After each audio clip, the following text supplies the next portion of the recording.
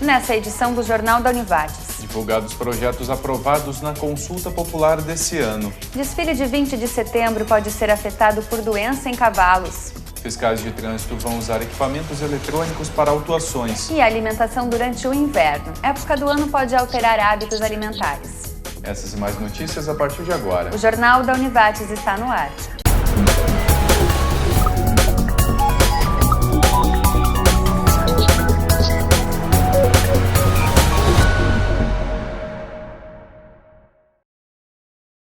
Boa noite. Boa noite.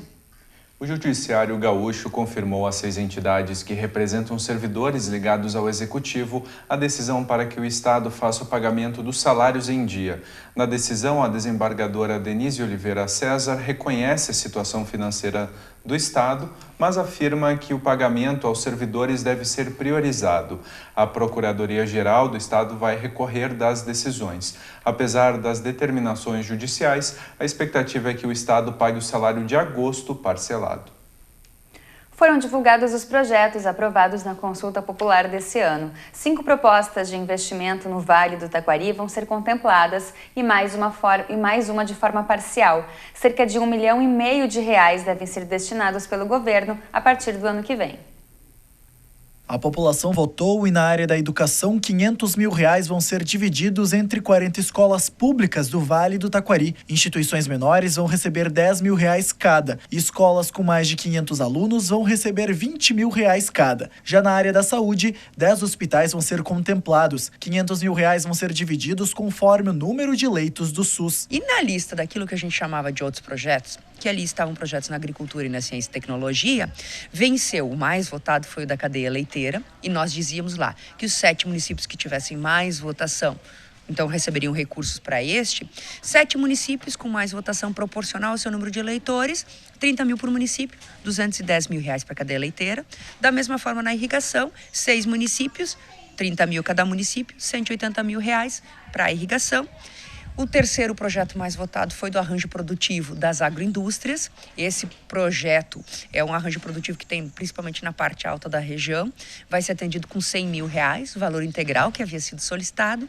E sobrou deste R$ 1,5 milhão um pouquinho de recurso, que são R$ 12 mil, para o projeto do sistema de alerta de...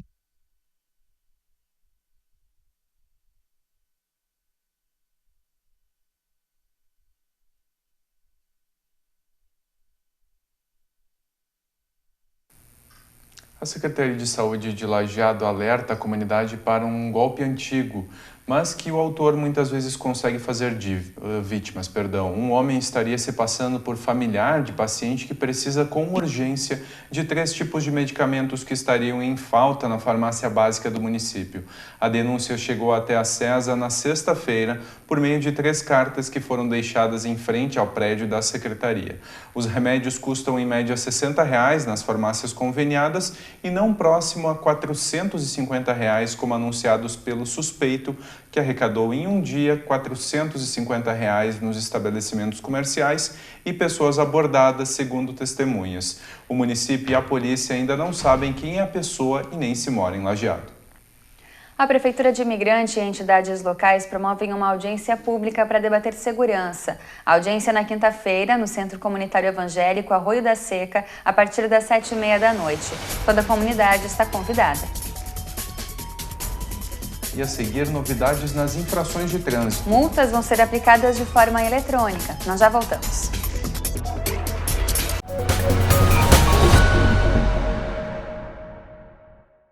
Nós pedimos desculpa, pois tivemos um problema técnico na exibição da matéria no bloco anterior. A gente vai tentar exibir ela ainda nessa edição, senão você confere amanhã aqui no Jornal da Univates. A Secretaria de Saúde de Lajeado realiza amanhã às 18h na Câmara de Vereadores uma audiência pública para apresentar balanço do primeiro quadrimestre. O objetivo é prestar contas das ações da Secretaria nesse período de 2015 e definir estratégias para os custos da CESA. Semana Nacional da Pessoa com Deficiência Intelectual e Múltipla. Mas você sabe qual é o termo correto para se referir às pessoas com deficiência? Esse é o tema do comentário de hoje da professora Morgana Domênica. Boa noite, professora. Boa noite a todos e todas. Nessa semana em que se comemora, de 21 a 28 de agosto, a Semana da Pessoa com Deficiência Intelectual e Múltipla, eu quero falar um pouco sobre uma questão que as pessoas têm me perguntado. Comumente as pessoas questionam qual é a forma correta de se falar quando a gente se refere a esses sujeitos que hoje são alvo das políticas de inclusão. Essa dúvida existe porque os termos utilizados são muitos, são os mais variados, tanto na mídia quanto em documentos legais. Esses termos mudam muito de um documento para o outro, né? Quando ainda não se tinha uma discussão tão ampla sobre a questão da deficiência, era muito comum que as pessoas utilizassem o termo incapaz, né? Ou então termos mais pejorativos, né? Como inválido. Hoje em dia, dificilmente alguém se refere às pessoas com deficiência dessa forma, porque a forma como nós olhamos para elas mudou bastante e elas têm mostrado que esses termos realmente não se aplicam. Mas, fazendo um apanhado histórico, a gente vai perceber que lá pela década de 80 se passou a falar em pessoa deficiente. Depois de um tempo, se revisitou o termo e aí o termo a ser utilizado passou a ser pessoa portadora de deficiência. Esse termo, inclusive, consta em alguns documentos legais. Mas ele passou a ser questionado por ativistas de movimentos sociais, porque dizer que a pessoa é portadora de deficiência dá a entender que ela porta algo do qual ela pode se desfazer, e não é assim que funciona, né? Então, esse termo passou a ser também questionado. Depois vieram alguns eufemismos, né? Alguns termos que tentavam, enfim, passar uma outra ideia, assim, a pessoa com necessidades especiais, né? Também foi um termo rechaçado pelos movimentos sociais, porque a questão não é ter necessidades especiais, a questão é ser um cidadão de direitos, né? Não necessariamente especiais, mas direitos de acordo com as questões, especificidades de cada um. De um tempo para cá, então, o termo que se definiu que seria o termo mais correto a ser utilizado é pessoa com deficiência. Esse termo, ele coloca pessoa em primeiro lugar e ele mostra que a deficiência é apenas uma questão que constitui esse sujeito. A pessoa com deficiência, sim, ela tem uma deficiência que faz parte do seu corpo, da sua vida, das suas relações, não é algo que ela porta, mas é algo que a constitui, então nesse sentido contempla melhor a questão. Mas dizer que a pessoa tem uma deficiência é diferente de dizer que a pessoa é deficiente. Se ela tem uma deficiência, ela tem também muitas possibilidades. E é isso que esse termo pessoa com deficiência busca contemplar. É claro que nós não precisamos ser polícia o tempo inteiro das nossas expressões, porque também não é só falar de uma determinada forma que vai fazer com que a gente haja diferente. Mas se a gente está construindo um documento, se a gente tem uma atividade em que a gente precisa se comunicar com um grupo maior de pessoas, vale a pena ver direitinho qual é o termo adequado, qual é o termo que os movimentos sociais estão utilizando, né? E fazer esse uso adequado, especialmente se a questão é a produção de um projeto, de uma atividade que envolve uma organização maior. Então, pessoa com deficiência. Esse é o termo indicado quando a gente está falando desses sujeitos. Uma boa noite a todos, até a próxima terça. Obrigado, professora. Lajeado vai ter novidades no sistema de infração de trânsito. Fiscais vão usar smartphones para aplicação de multas. 4 aparelhos chegarão ao município no início de setembro para gerar agilidade e segurança ao processo. A aplicação de multas através de smartphones é usada em Caxias do Sul e chega agora em Lajeado.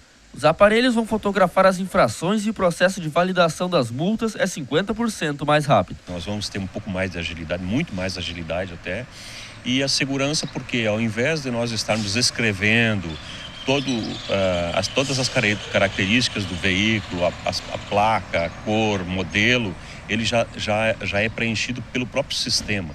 O aplicativo que está disponível no smartphone já preenche, e aí o agente de trânsito só tem que classificar ali qual é o enquadramento, em que infração a pessoa está enquadrada, e aí já sai na impressora o comprovante da infração.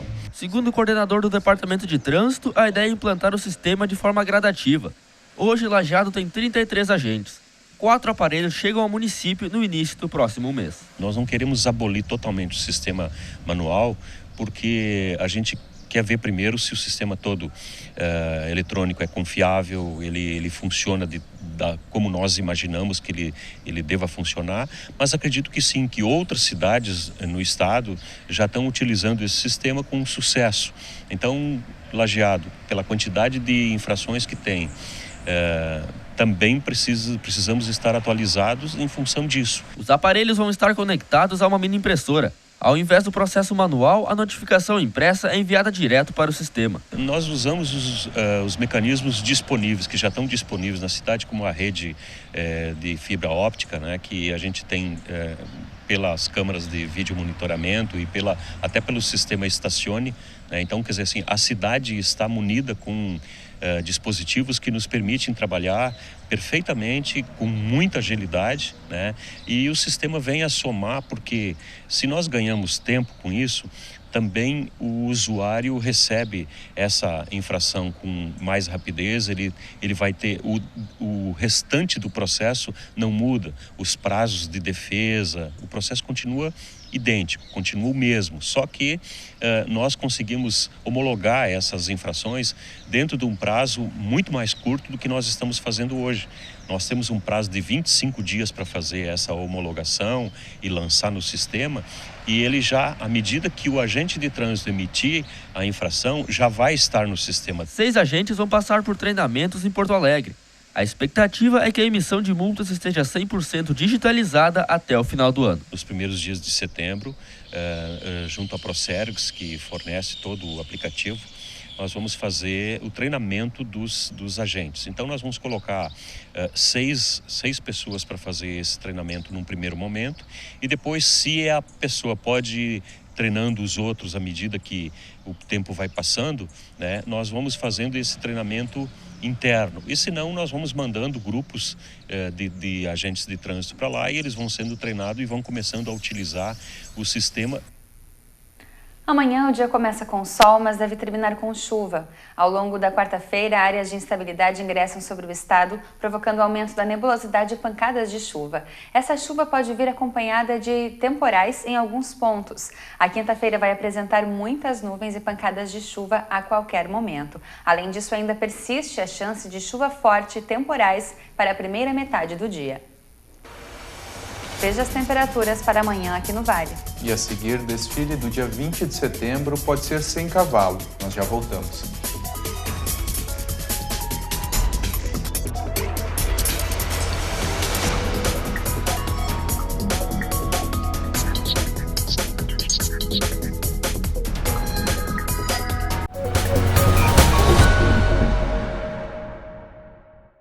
Considerada a melhor banda de tributo ao Queen, a God Save the Queen se apresenta no dia 1º de setembro, às 8h30 da noite, aqui no Teatro da Univates. O grupo traz o novo espetáculo The Show Must Go On, que reúne os melhores clássicos do Queen na turnê mundial de 2015. Os ingressos podem ser comprados na bilheteria do Teatro da Univates ou pelo site ingressorapido.com.br.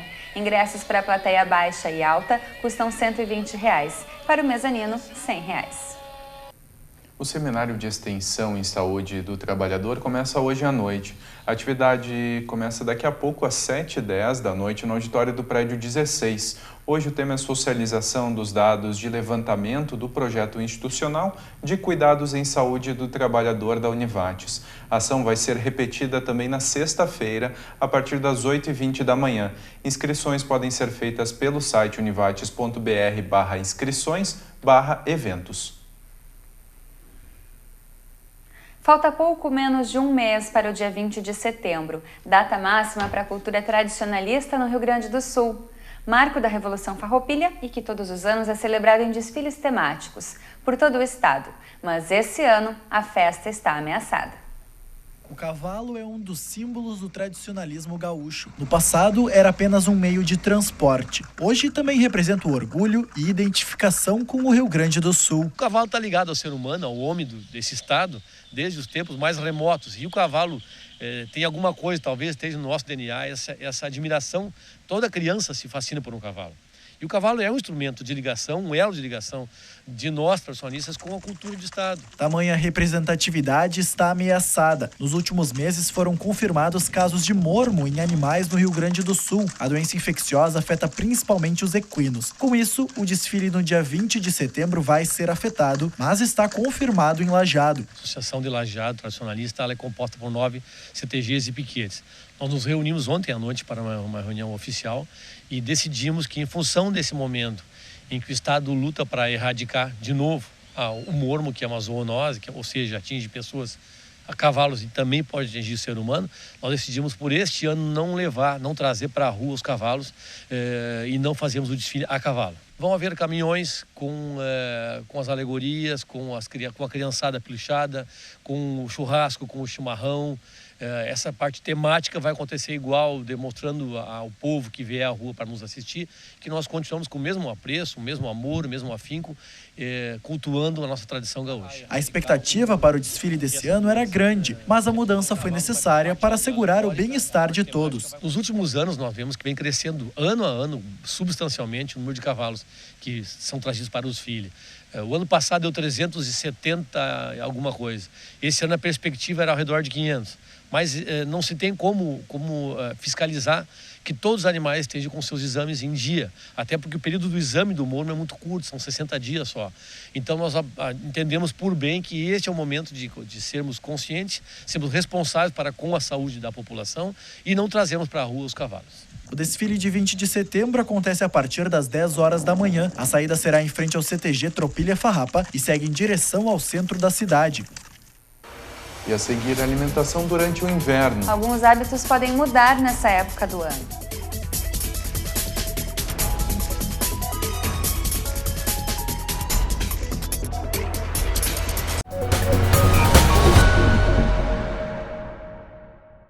Boa noite. Boa noite. O Judiciário Gaúcho confirmou às 6 entidades que representam servidores ligados ao Executivo a decisão para que o Estado faça o pagamento dos salários em dia. Na decisão, a desembargadora Denise Oliveira César reconhece a situação financeira do Estado, mas afirma que o pagamento aos servidores deve ser priorizado. A Procuradoria-Geral do Estado vai recorrer das decisões. Apesar das determinações judiciais, a expectativa é que o Estado pague o salário de agosto parcelado. Foram divulgados os projetos aprovados na consulta popular desse ano. 5 propostas de investimento no Vale do Taquari vão ser contempladas e mais uma de forma parcial. Cerca de R$ 1,5 milhão devem ser destinados pelo governo a partir do ano que vem. A população votou e na área da educação, R$ 500 mil vão ser divididos entre 40 escolas públicas do Vale do Taquari. Instituições menores vão receber R$ 10 mil cada e escolas com mais de 500 alunos vão receber R$ 20 mil cada. Já na área da saúde, 10 hospitais vão ser contemplados. R$ 500 mil vão ser divididos conforme o número de leitos do SUS. E na lista daquilo que a gente chamava de outros projetos, que ali estavam projetos na agricultura e na ciência e tecnologia, venceu. O mais votado foi o da cadeia leiteira e nós dizíamos lá que os 7 municípios que tivessem mais votação, então receberiam recursos para 7 municípios com mais votação proporcional ao seu número de eleitores, 30 mil por município, R$ 210 mil para a cadeia leiteira. Da mesma forma na irrigação, 6 municípios, 30 mil cada município, R$ 180 mil para a irrigação. O terceiro projeto mais votado foi do arranjo produtivo das agroindústrias. Esse projeto é um arranjo produtivo que tem principalmente na parte alta da região.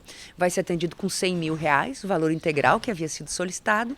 E sobrou deste R$ 1,5 milhão, um pouquinho de recurso, que são R$ 12 mil, para o projeto do Sistema de Alerta de Enchentes, que este é monitorado aqui pela Univates. Cerca de 14 mil pessoas participaram da consulta popular este ano, 45% a menos que em 2014. Considerando o tempo que foi muito curto para fazer todo o processo, nesse ano 1 mês, considerando o recurso que veio a quase 1/4 do valor, que era no valor do ano passado, a condição como um todo, da crise do Estado, coincidiu no dia da votação das escolas estaduais estarem fechadas, a segurança não está trabalhando também efetivamente a pleno. Tudo isso contribuiu para que o processo tivesse o resultado que tivesse. Segundo o governo do estado, o valor de R$1,5 milhão está garantido para a região, mas só a partir do ano que vem. A população vota num ano e isso vai para o orçamento do ano que vem. Então a primeira parte agora é isso estar na peça orçamentária do ano que vem, indo para a peça orçamentária à medida que abre a possibilidade do orçamento no próximo ano, ou seja, 2016,